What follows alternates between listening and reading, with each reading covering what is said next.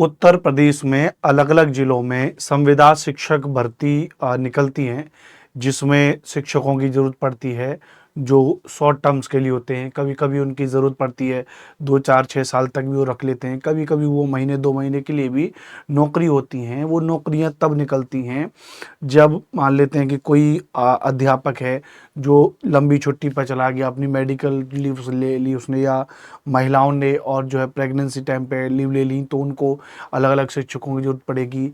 या जैसे जो कस्तूरबा गांधी विद्यालय है, वहाँ पर संविदा शिक्षक लिए जाते हैं, वेतन भी उस तरीके से दिया जाता है। तो कुछ ऐसी भी अच्छी भर्तियाँ होती हैं जो अलग-अलग जिलों में निकलती हैं।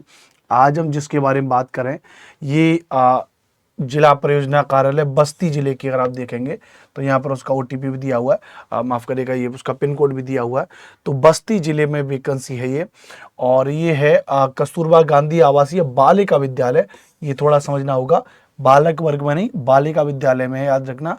और यहाँ पे लिखा है कि इसमें फार्म भरने की जो शुरुआत तिथि थी वो थी 16/3/2024 और अंत में 1/4/2024। तो ये थोड़ा सा याद करना होगा, 1/4/2024 आपकी अंतिम तिथि है। जी हाँ, 16 को इसको शुरुआत हुआ था, लेकिन आज तारीख 21 है जब मैं इस वीडियो को रिकॉर्ड कर रहा हूँ, तो मैं 3-4 दिन लेट हो गया।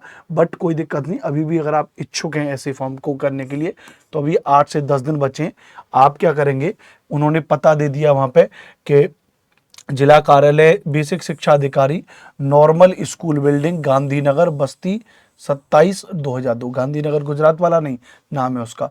बस्ती जिले में उत्तर प्रदेश के पर रजिस्टर्ड या स्पीड पोस्ट के द्वारा आप क्या कर सकते हैं दोस्तों, अपने उसको फार्म को भर के भेज सकते हैं। अच्छा, इसमें है क्या, मैं आपको पहले से बता दूं कि इसमें जैसे गणित की एक वैकेंसी है, और गणित में अगर आपको करना है तो गणित पीसीएम वर्ग में स्नातक होना चाहिए, एनसीटी से बीएड होना चाहिए, और एलटी आदि के लिए योग्यता होनी चाहिए। और उच्च प्राथमिक स्तर के लिए टीटी होना चाहिए, जूनियर का टीटी होना चाहिए। उसके बाद कह रहा है विज्ञान की बात कर रहा है, तो विज्ञान में यहाँ पे देखनी शारीरिक शिक्षा, लेखाकार, मुख्य रसोइयाँ और सहायक रसोइयाँ, इनके लिए वैकेंसी दे रखी हैं।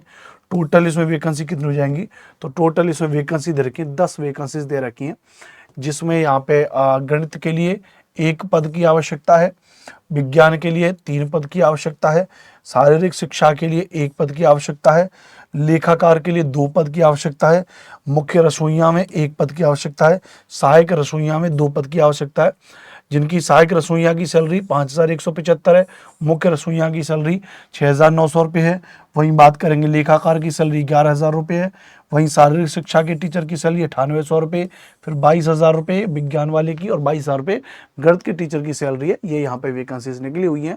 इसके बारे में और अधिक जानकारी अगर आपको चाहिए तो http.basti.nic.in पर क्लिक करके आप डाउनलोड किया जा सकता है। इस पूरे विज्ञप्ति को आप वहाँ से डाउनलोड कर सकते हैं, पूरे आवेदन पत्र को आप डाउनलोड कर सकते हैं, कोई दिक्कत नहीं है। हाँ, केवल महिला अभ्यर्थी ही का चयन किया जाएगा, ये भी ध्यान रखना होगा। और समस्त फुल टाइम टीचर तथा मुख्य सहायक रसोइया को विद्यालय परिसर में निवास करना अनिवार्य होगा।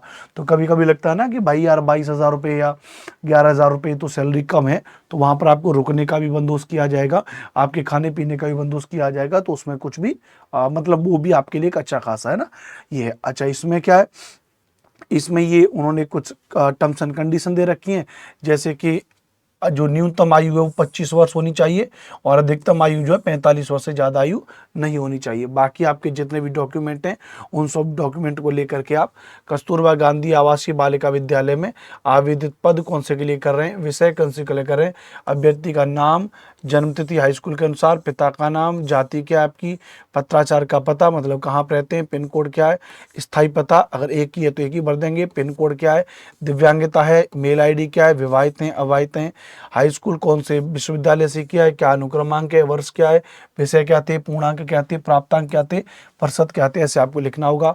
इंटरमीडिएट, स्नातक, प्रशिक्षित स्नातक, फिर यहाँ पे टीटी में क्या क्या चीज़ें, ये सब कुछ आपको लिख करके वहाँ पर भेजना होगा।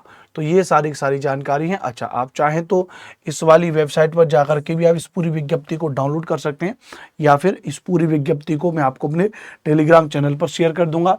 और मेरा टेलीग्राम चैनल क्या है, आप उसको सर्च कर सकते हैं SST बाई अनुपम सर के नाम से। तो SST बाई अनुपम सर के नाम से मेरा टेलीग्राम चैनल है, वहाँ पर मैं आपको इसको पूरी PDF को शेयर कर दूंगा। तो आप वहाँ से कर सकते हैं।